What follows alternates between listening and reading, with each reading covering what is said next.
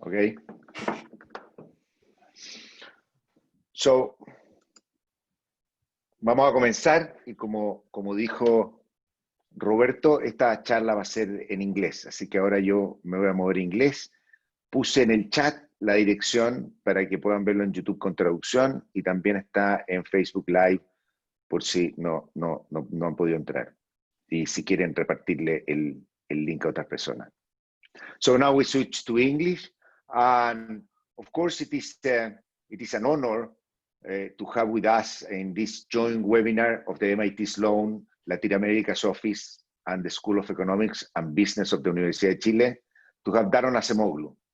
Daron Acemoglu is Institute Professor at MIT and a really, really great economist from who we have learned a lot, and it has encouraged us to think a lot on many issues of macroeconomics and development.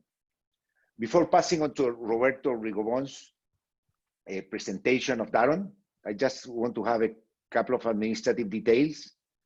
Please make all your questions in the Q&A box, and please don't do it in the chat because we will be following the Q&A. And also this will be, as I told you, broadcast.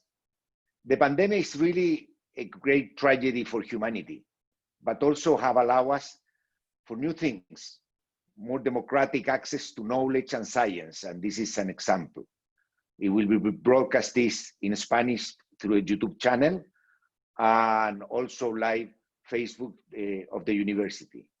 So all the links are in the chat. So now, Roberto, please, the floor is yours to present our great presenter today.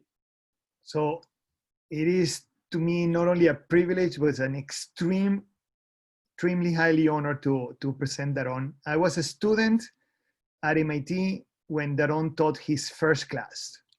So actually, I have seen Daron's career from the very beginning as a teacher in the economics department all the way to what he has become today.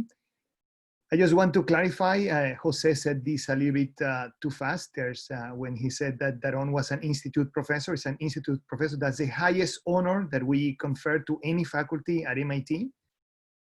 We have had Nobel Prizes that are not institute professors. There are only 12 right now, and Daron is one of them. It's just it's an honor that we, all the faculty from MIT, confer to someone that we feel that is done a contribution to knowledge and humankind that goes beyond the normal, what is expected from MIT. MIT has about 1,000 professors. Daron has been incredibly active and one of the best ones ever. I remember as a student, we used to joke that he knew every single paper published.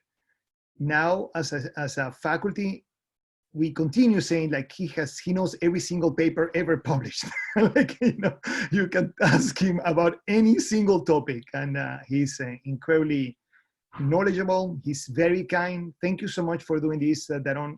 The region will benefit tremendously from your knowledge and your wisdom.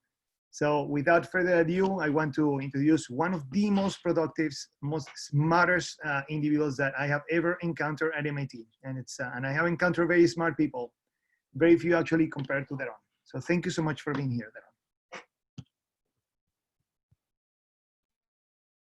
Thank you, Roberto. That's a great introduction. Anything I say after that will be downhill, so perhaps I should stop here. So thank you also to Jose, Lee, and Jacqueline for organizing this. It's a great pleasure to be here. And as Jose and Roberto mentioned, I'm going to talk about the current crisis informed by my recent book with Jim Robinson, The Narrow Corridor.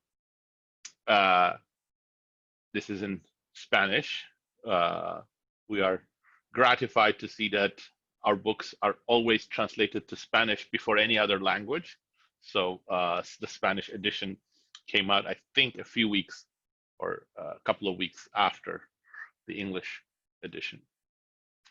And the reason why I'm going to use the book is not as a way of summarizing the argument of the book, But in the next half hour, so that we have enough time for the Q&A, I want to offer a perspective on this beast. I think it would not be an overstatement to say that our world has been thrown upside down, and not only because of the huge number of deaths and the incredible damage to the economies around the world, but because the COVID-19 crisis has raised serious questions about our institutions. Is this the end of democracy in many parts of the world, not least in Latin America? Liberty, globalization, economic integration? And such questions cannot be tackled but with a conceptual framework. And I want to offer a conceptual framework from our book to do that. It's, of course, for you to judge and debate in the time that remains whether that's the right conceptual framework. But here it is. It's very simple, simplified. We try to do to develop something that helps us talk about 2,500 years of human history, and obviously it's simplified in many ways. But let me summarize it. We reduce everything to two variables.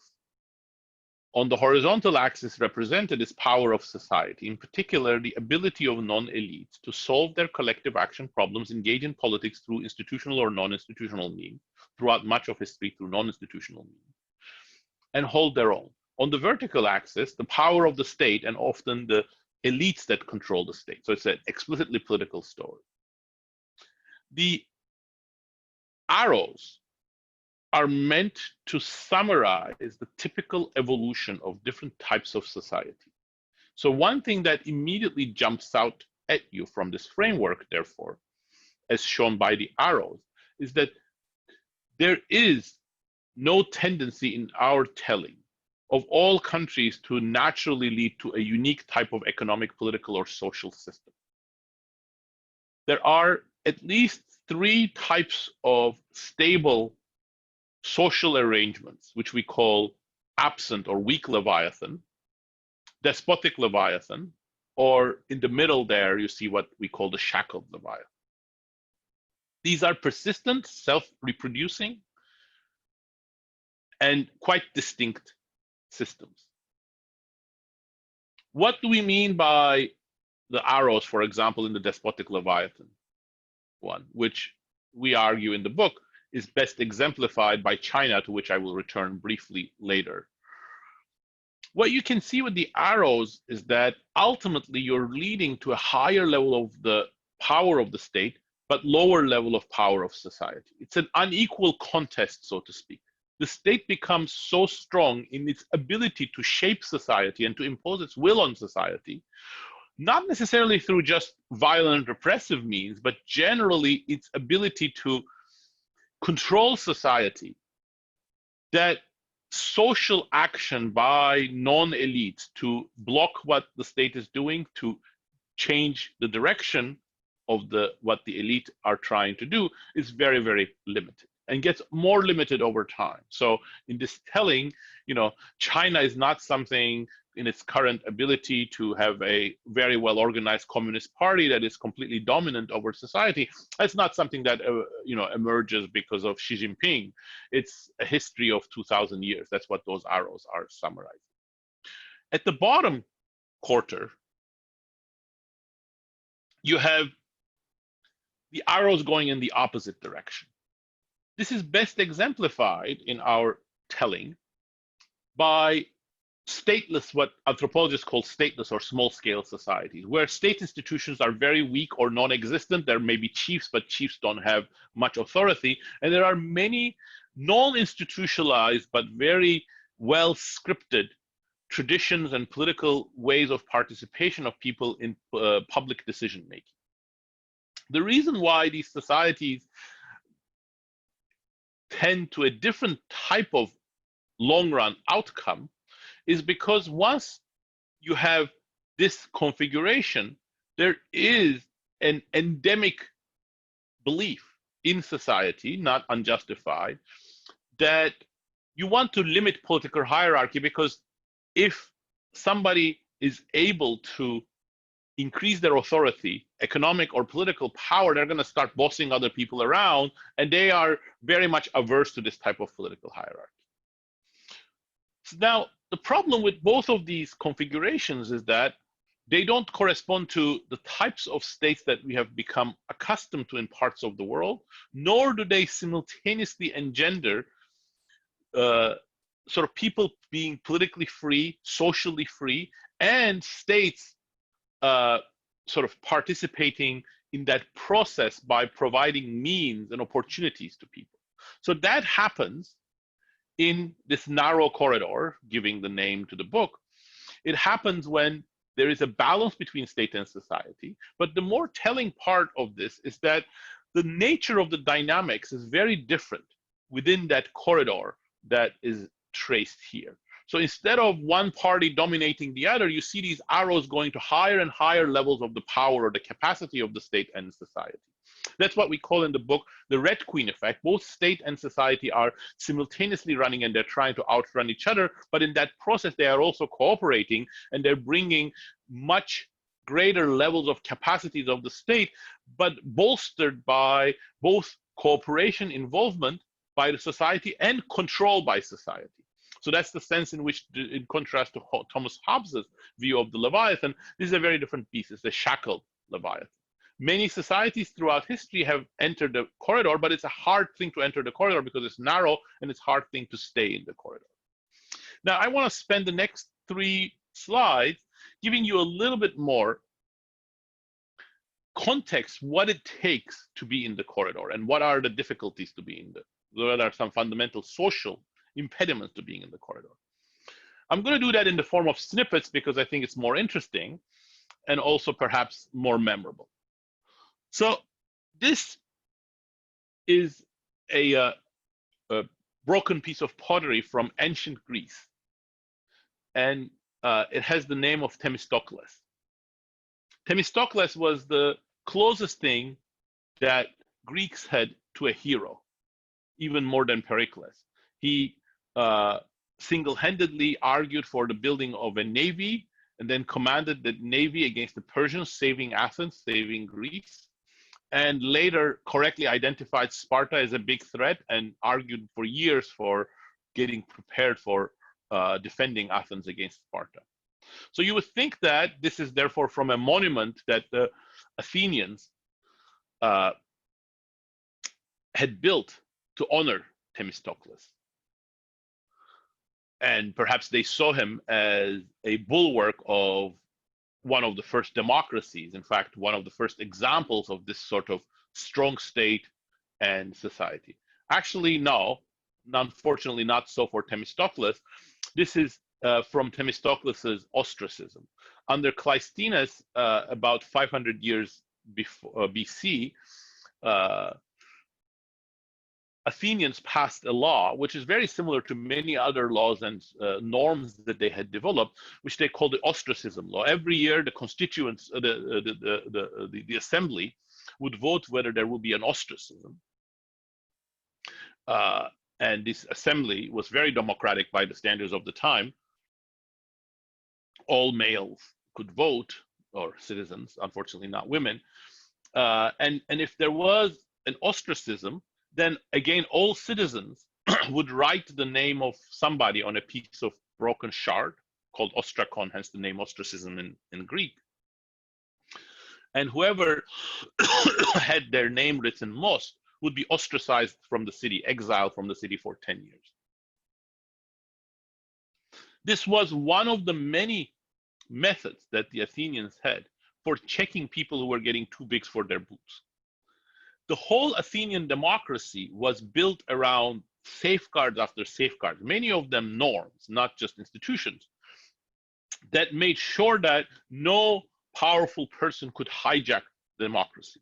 That's how they thought of being in the corridor, or they wouldn't use the word corridor, but their idea was, sure, the state needs this capacity, but then we have to make sure that everybody involved with the state is controlled very tightly. And that, I will argue, is the essence of the shackled Leviathan. But it's a very difficult thing to achieve. And this is one one of the facets of it, which I think is actually quite deep. This is what we call the cage of norms in the book.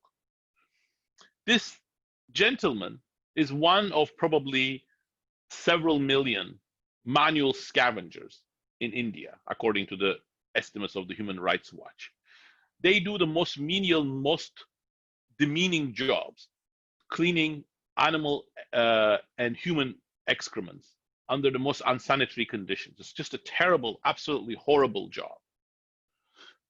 Why do they do it, and who does it? Well, it turns out that almost all of them are from the 200 million Dalits, or the untouchables, the very low rank of the Indian caste system.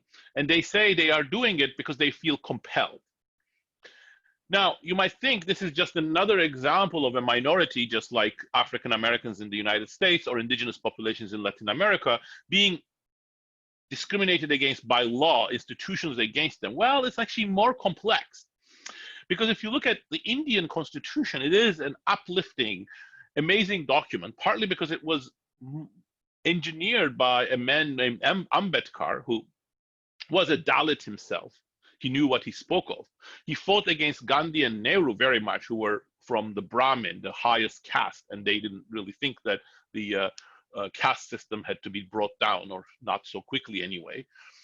But Ambedkar really had his intellectual fingerprints on the Indian Constitution, and the Indian Constitution bans all sorts of caste-based discrimination. In fact, introduces, positive affirmative action.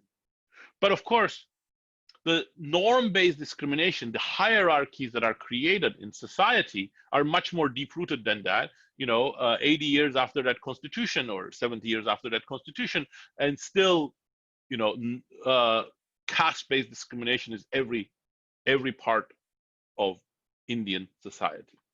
Well, that really makes being in the corridor really hard, because A, it creates divisions within society, make it much harder for the society to check the Leviathan. But second, also, once you have this social inequality that's ingrained in society, it becomes very difficult for then society to stand up to the elites and compete and contest power against the elite.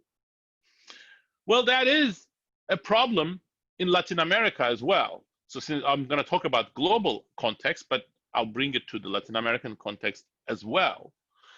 These are the casta paintings from the colonial times. They are not as scripted as the Indian caste system, but it is a caste system nonetheless.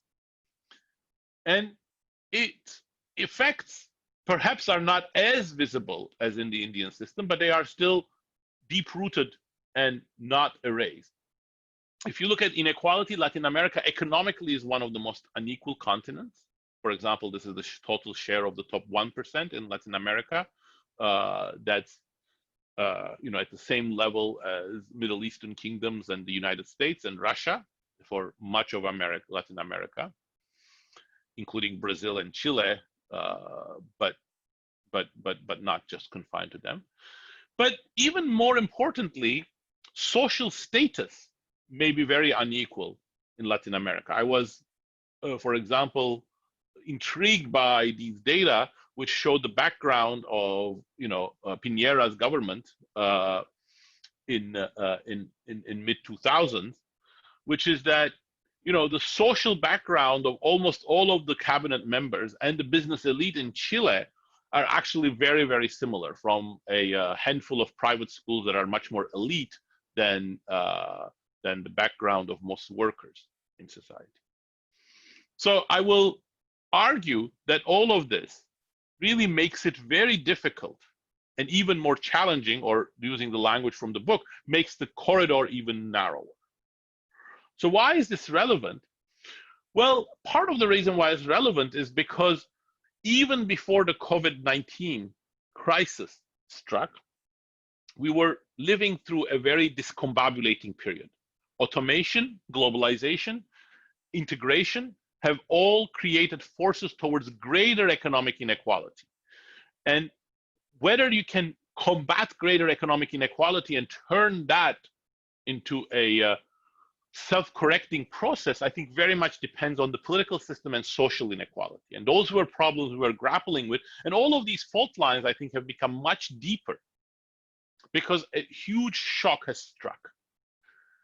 There's no doubt in my mind that this is a perfect specimen of what Jim Robinson and I called in our previous book, Why Nations Fail, a critical juncture, something that makes the inadequacy of the current institutions completely apparent and significantly increases the likelihood of an institutional change, a radical institutional change. But in what direction you're going to go is going to be very different from society to society, even within Latin America.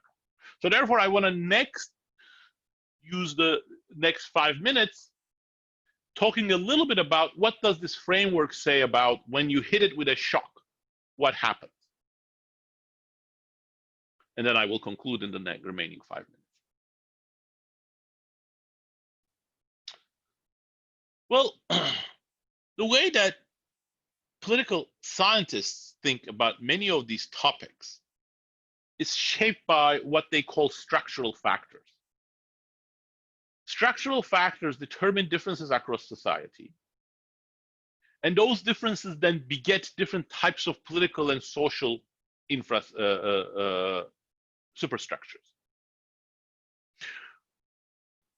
For example, something like the Black Death that killed 30% of the population in Europe and parts of Asia, or huge wars, are structural factors. So is whether you grow sugar or wheat, whether you have oil or diamond. So these are undoubtedly important. For example, one of the most important ideas in political science when it comes to questions about what makes these states high capacity is the one by political sociologist Charles Tilly, summarized by his statement, "States made war and war made the state." The idea is that if you need to fight wars, you need to build better state bureaucracy. You need to have taxation power in the hand of the state so that you can finance wars. Well, our framework says, well, that's only part of the story. Why? Well, let's take the same picture, but put a change in the environment. And I'm going to do that in the simplest possible way. And I'm going to think of the environment changes. For example, there is a threat of war or a COVID-19 crisis that requires the power of the state to be increased. And look at that starting from different parts of this state space. RO1, what I've labeled, is Switzerland. So if you look at Swiss history, the threat of war, especially from the Habsburgs, brought these pretty lawless, feuding, small society, mountainous cantons together into a confederacy. They said, we have to build a war, we have to pass new laws. And in the process, they also completely changed law and order in society, put an end to feuding. So that's like you're outside of the corridor and the impetus gets you into the corridor. And then once you get into the corridor, you travel, if you're lucky, along this upper trajectory. But actually, take the case of Prussia, which arguably had some of the most developed parliamentary systems in the 16th and 17th centuries. Ancient rights that put a lot of constraints on what governments could do. But then the 30 Years' War and an ambitious monarch, Frederick William I, said, I'm going to build an army. And to do that, he sidelined the parliament. He increased the power, taxation power. He grabbed a lot of land. He passed a huge conscription, conscripting perhaps half of the population, male population, set up a huge requisitioning system. And, in our framework, that would be, you go out of the corridor. After these changes, Voltaire quipped, other countries have states, other states have armies. In Prussia, the army has a state for itself. So,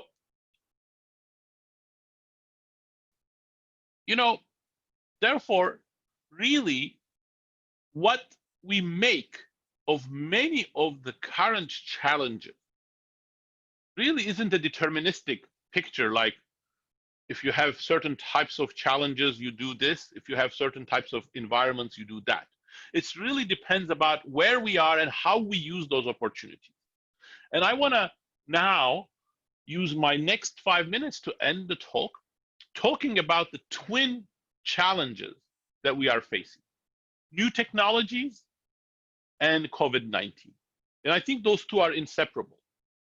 Part of the reason why they are inseparable is because new technologies had already affected every aspect of our lives. Inequality, has many causes, but that is one of the technological change has been one of the drivers of it over the last 30 years, and that's one of the main reasons why institutions in much of the West, including Latin America, were under new strain. But also technologies have empowered states to be much more capable in controlling society. Exhibit one in that would be those artificial intelligence cameras in Tiananmen Square, or the social credit system in China, which using AI can keep track of the activities of over 1 billion people and then decide what types of goods, services, and rewards they are going to receive. These are all before the COVID. And then during the COVID, all of this infrastructure has been used, in many cases successfully within China, to actually control, trace, isolate people who are infected. One of the reasons why there is a partial success of the Chinese system. Now, I think the lessons that many are learning, perhaps incorrectly, I will argue incorrectly, from the current crisis is that, well, there are drawbacks to these cameras and to this sort of social control, but they're also creating a much greater benefits compared to democratic failures that we're experiencing in the US, Brazil, the UK, and so on. Well, does that mean that the future is going to be more like China? Or if we don't like a more China-like system, does it mean that we have to say, well, we don't want this, therefore we really need to tie the hands of the Leviathan as much as we can? So for example, having more tax revenues, more redistribution, more regulation of technological change, globalization, or perhaps even social regulations, which have become so important in the context of COVID-19, are a no-no. Actually, these debates have precedence in history, and revisiting them is the best way of ending this talk, I would say. And one place where you see that is during a previous episode where the political, economic, and social system that had prevailed in much of the Western world came under attack with the Great Depression that led to untold poverty and economic disruption, huge unemployment, huge uncertainty, huge political backlash, and then World War II, which just exacerbated all of these things. Many learned the lesson from this, that we needed more government intervention. For example, the emblematic Beveridge report in 1942, in the middle of the bombing of London in the UK, led by Lord Beveridge, was a turning point, or at least a symbolic turning point, because it called for what we then today associate with the classic welfare state: minimum wage, national health insurance, social security, aid for poor families with children, sick leave, redistributive taxation, and so on and so forth.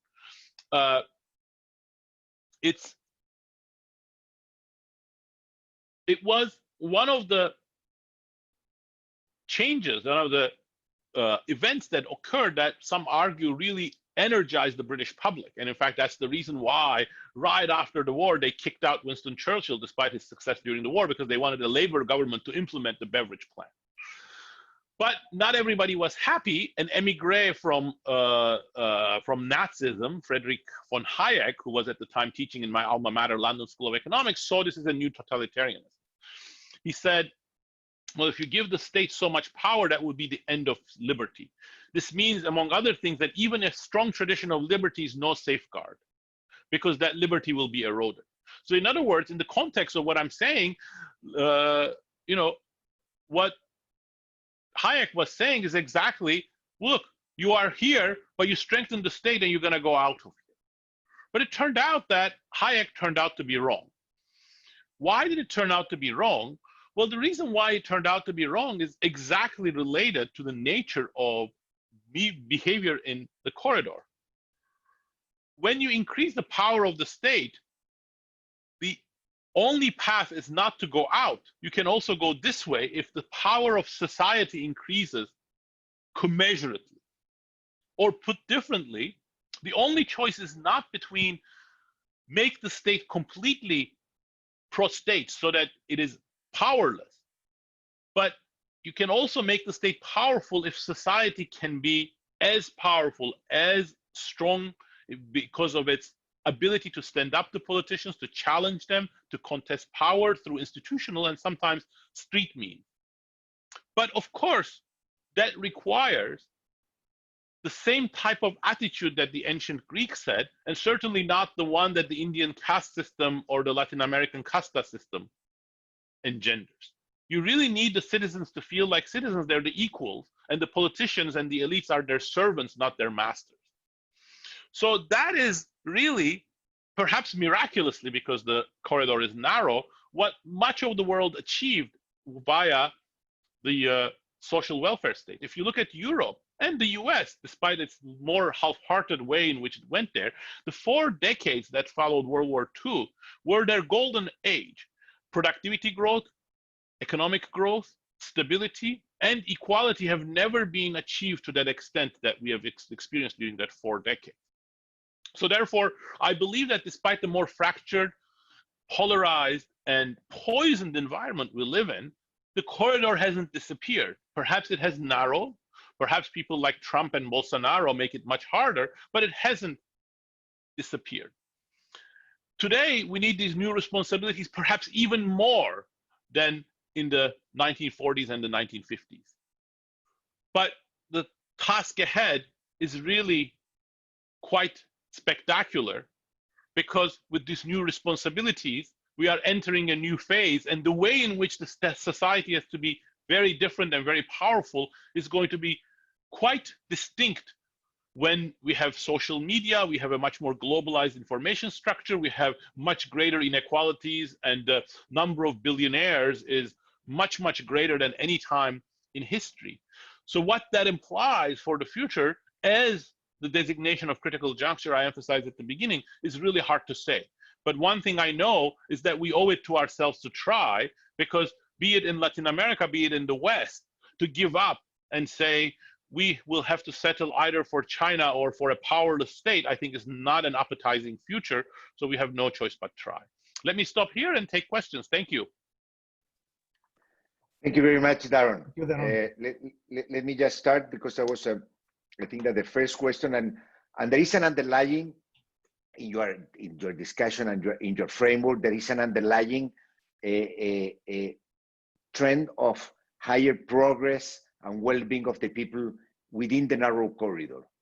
So, but there could be cases in which you could say, well, okay, China, but China perhaps is the only way this excess power of the state in order to build a society that then should move to the narrow corridor. So there is this whole discussion of autocratic regimes as a necessary condition for them to have progress. We could even move this discussion to Chile's dictatorship, you know, and so there is a, how do you see that view of this kind of whether countries like China will move to the narrow corridor, and the strategy that they are following will lead them to the narrow corridor?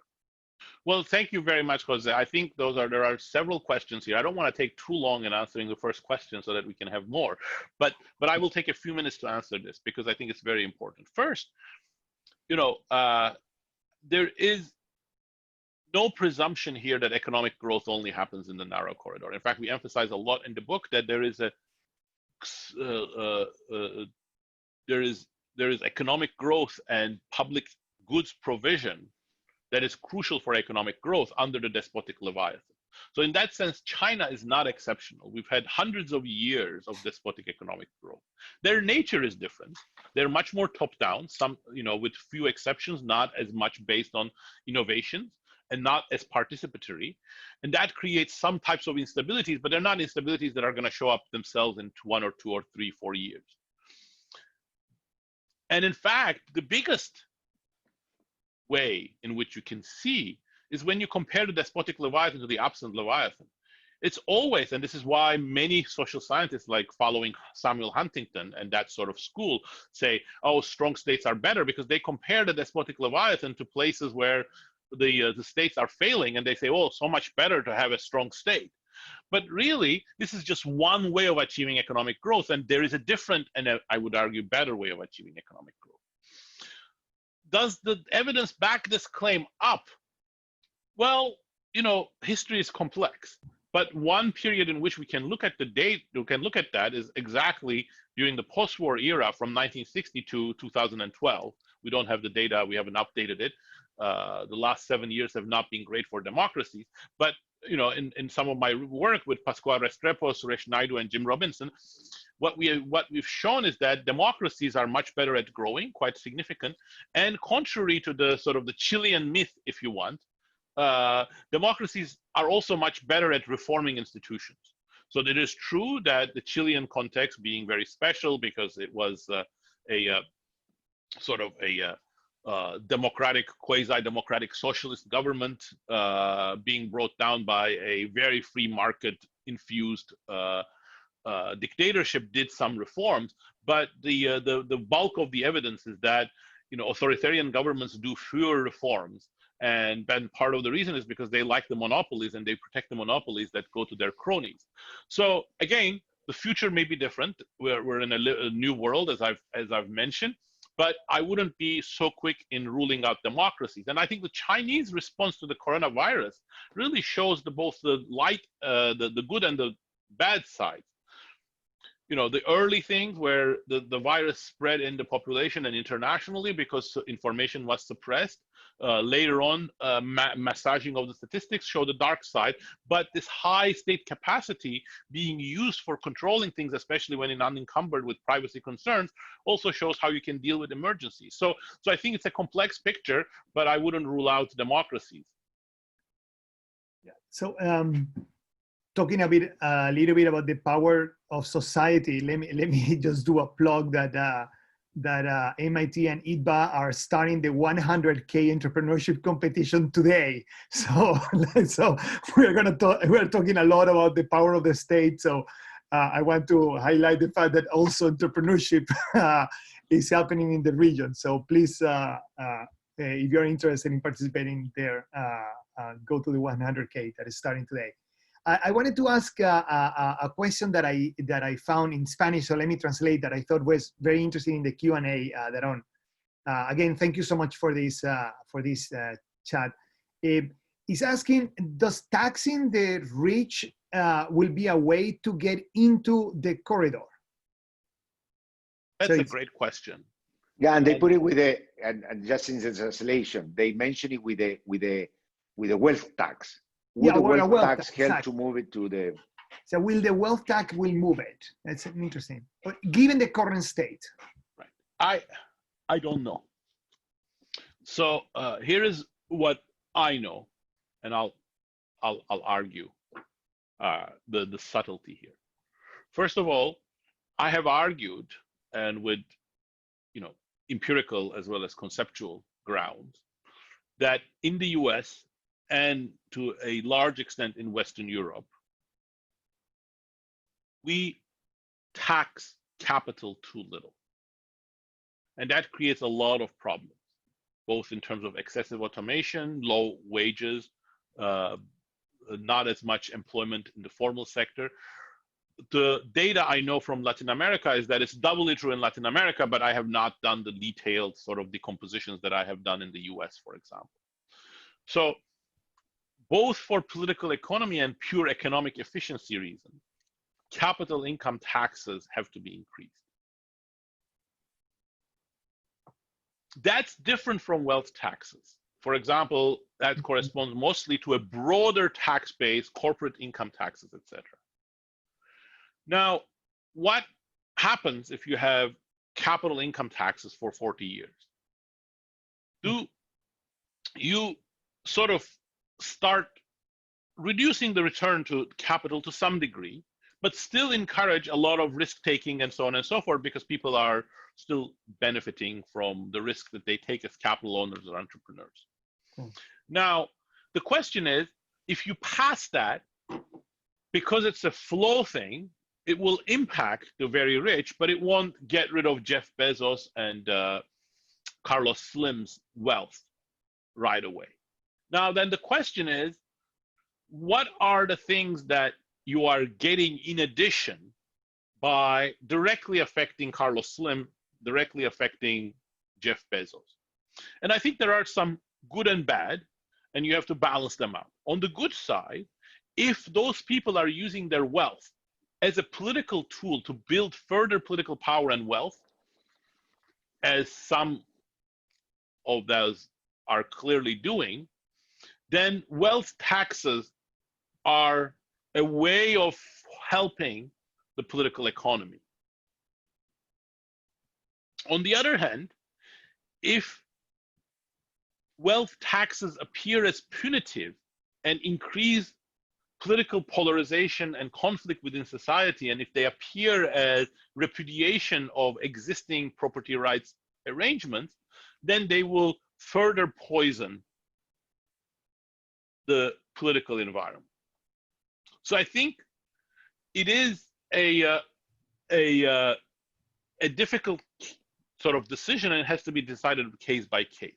But I would add that if we go back to what we had in many countries in the 1960s, which are robust inheritance taxes, corporate income taxes on firms, plus progressive taxation, you actually achieve most of that without changing the social contract and appearing to introduce punitive taxes, but in some cases perhaps more is necessary. Thank you very much. Quite interesting. There's another concern, and it was part also of your discussion, and this other concern is about how do you see that globalization may go after the virus or with this crisis. And also in your book, you talk a lot about globalization that can make it narrower or it can widen the corridor. So I think that is connected to where globalization is going, whether the future is for a globalization enhancing the corridor. So thank you for that question, Jose, or thank you whoever asked it. Those are great questions. In the book, indeed, we discuss a lot about when globalization can make the corridor narrower or broader. I would love to talk about that, but for shortness of time, let me not repeat that. But let me talk about what are the strains that we are creating for globalization right now. And I think so that I can allow time for more questions. So I think the world was already going through a deglobalization process even before the crisis. And it's not just because of Trump. And part of the reason for that is because globalization does create a lot of pressures. Whether it makes the corridor narrower or broader, that's true. And the way in which we've gone about globalization, I think, has had some real failings. In particular, when we, at least within my circle, people who think about institutions, it is almost axiomatic that you need institutions domestically, like laws, regulations, sets of norms that really constrain behavior, what firms can do, what organizations can do. But we've gone for a globalization system that's completely devoid of these rules. International organizations are extremely powerless.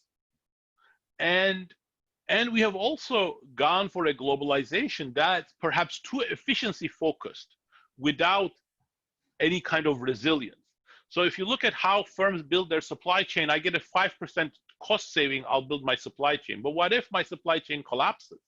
And it's not only during the pandemic, during other periods, the Great Recession, the Japanese tsunami, we've gone through all of these same things. So I think all of these require some kind of rethink. But in my mind, I think it's really impossible to have healthy globalization without stronger institutions bolstering it.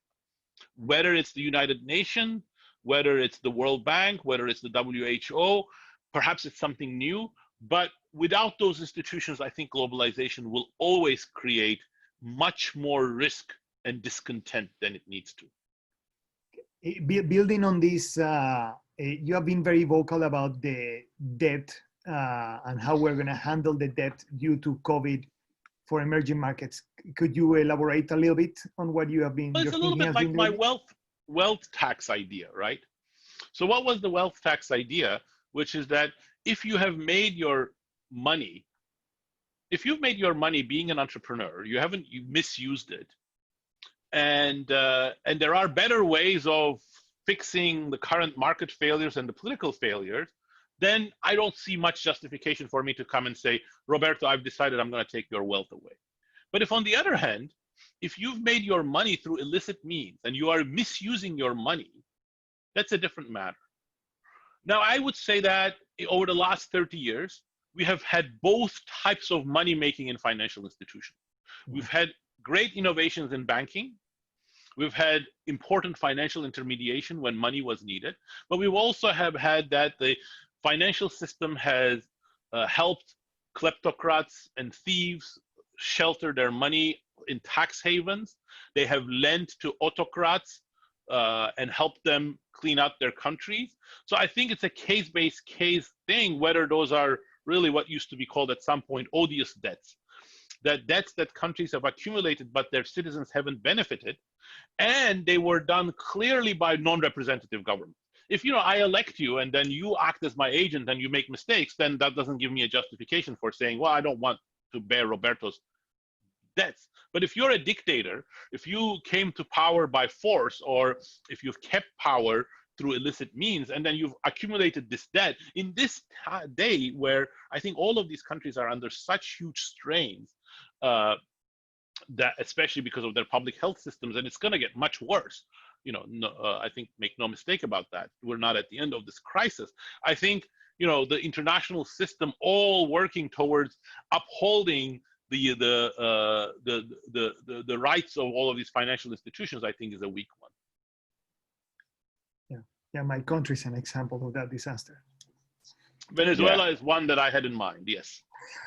You just mentioned it, and I fully agree with you. I think that there is a need, a part of the need that the world in this globalization, or for good globalization, has to be also with multilateralism and institutions that can set rules, and we have some form. Of course, there won't be a full world government, but at least the rules is quite important. Now, yes, thank you. Yeah, that's very important, Jose. That's absolutely important. I mean, I just wanted to say, I forgot to say that multilateralism. I think, if when we talk about these supranational institutions, if they are U.S. institutions and they are appearing to look after U.S. interests, I think that won't work. They really need to be a global element to them. Absolutely. Yes. Well, but that was kind of then the question and what you mentioned, the dangers of inequality, polarization, and also the tendencies of Trump government, whether there is a risk for US of leaving the narrow corridor. Absolutely. Couple of things. It's easy for Americans to criticize Latin America because Latin America's political failures have been severe. But first of all, US, though we place it in the corridor, we emphasize in the book that has always had an uneasy existence in the corridor. I can talk more about the details of that, but let me not get into that in the interest of time. But add that we live in a period where the risks of the US institutions collapsing has never been higher than now. Yeah. I think it is absolutely not a freak event, unlikely possibility, but something that's quite possible. And that's because we've had the perfect storm. The weaknesses of US institutions that go back to 250 years, weak federal state, especially in its ability to provide public services, fight poverty, stop discrimination, has come together with much greater inequality and much greater social tensions that have reduced trust in institutions. And then on top of it, you have, an authoritarian populace with the worst tendencies, bolstered by a party that has ceased to pay any attention to the longevity of the republic.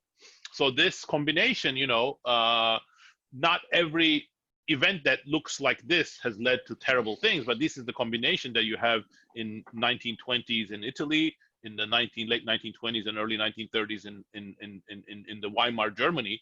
So it is a cocktail waiting to explode. Let me ask something more related about Latin America. What about countries that are weak on the state and weak on the society? Do we have it better? The super weak. Like the super weak. Like actually, this is a great question, Roberto. Thank you for asking me.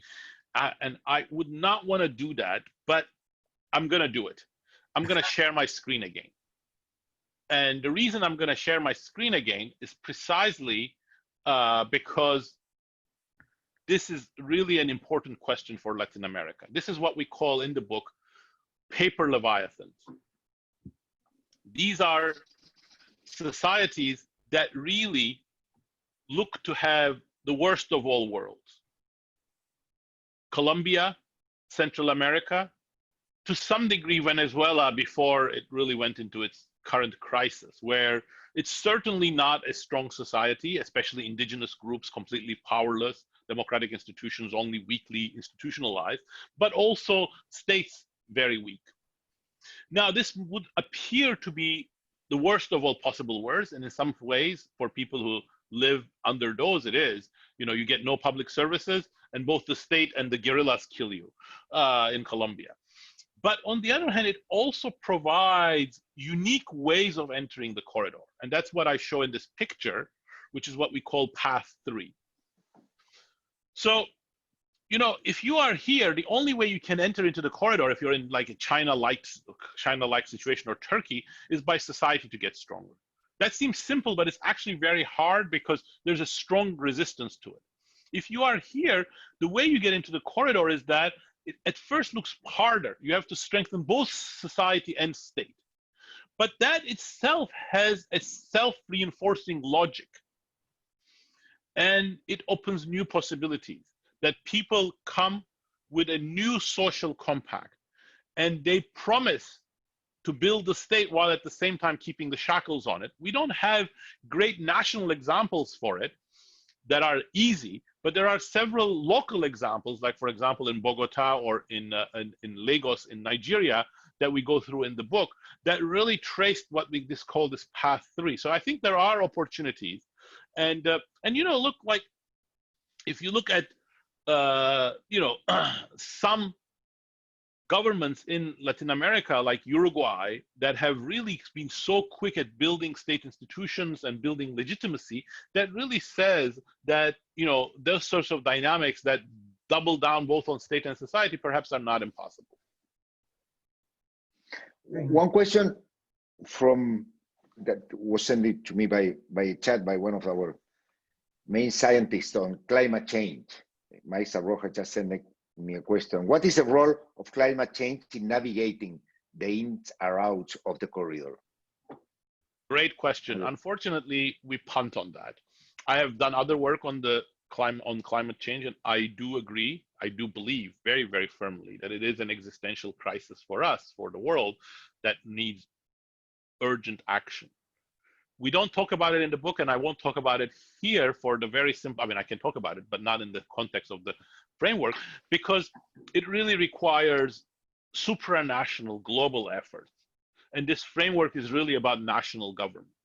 So we really need to broaden that and start thinking about the politics of global institutions. And as I pointed out, unfortunately, they are very weak and non-existent. And I think that's part of the reason why response to climate change has been very difficult. Generally, so we have seen the COVID-19 also explains why it's also very difficult, because science-based policy is very challenging at the best of times, and climate change really requires that and much greater level of global coordination than the response to COVID-19.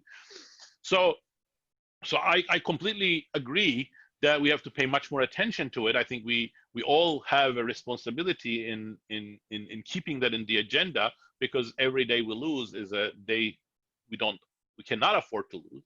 But I won't say that the corridor immediately solves that problem.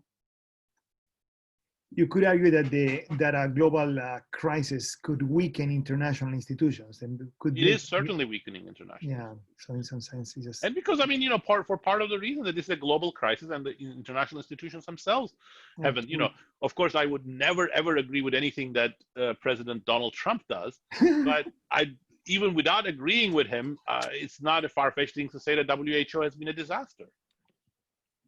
Yeah, well, so yes, it has been. Yeah. I want to, okay, Jose, last question. I want to be cognizant of Daron's time. No. Yes, because this is a very Latin, and a lot of Chileans are asking now. Of course, there is this tension in Latin America and in Chile and everywhere between autocratic populist state, you know, and this may happen left and right, you know, with AMLO in Mexico, Bolsonaro in Brazil, and liberal democracy. And how do you see this tension in Latin America? And of course, a sequel to that question is about all Chileans asking, where do you think Chile is going after the social disruption and the social crisis of last year that you also witnessed? So, I mean, I think AMLO is not the solution.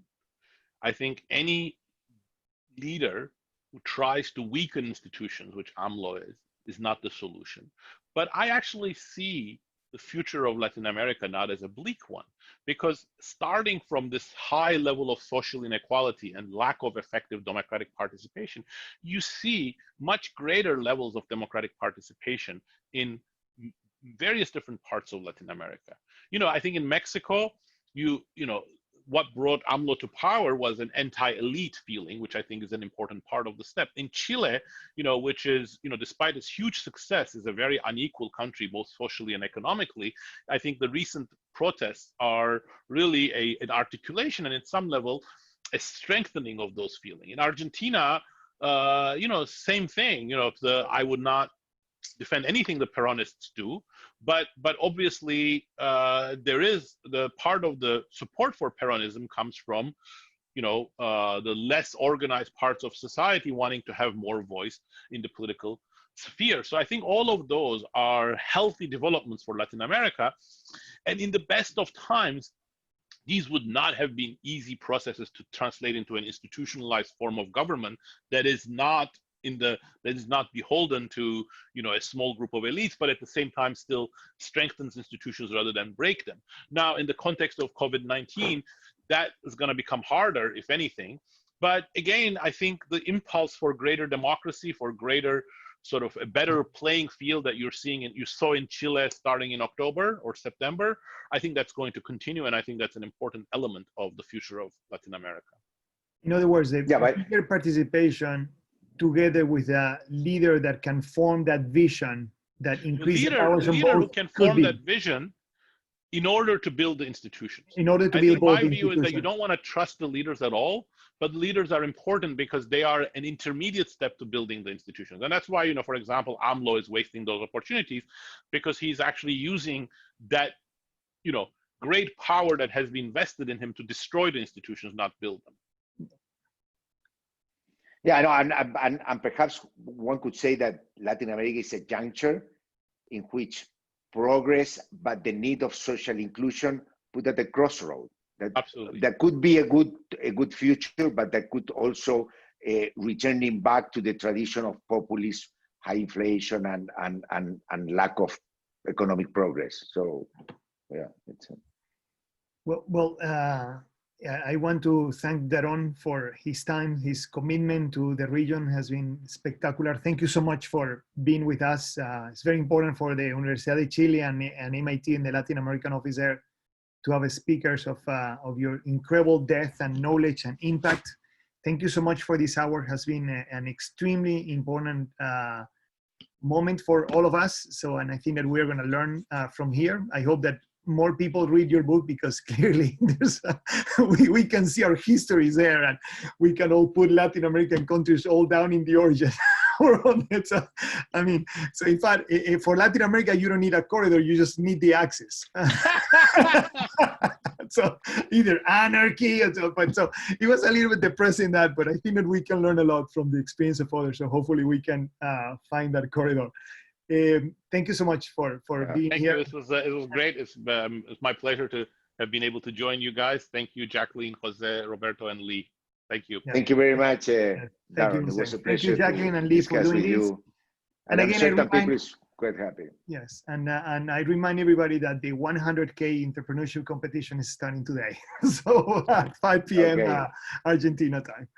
Thank you, Daron. Thank you, Thank you everybody. very much, Daron. Thank you. Bye-bye.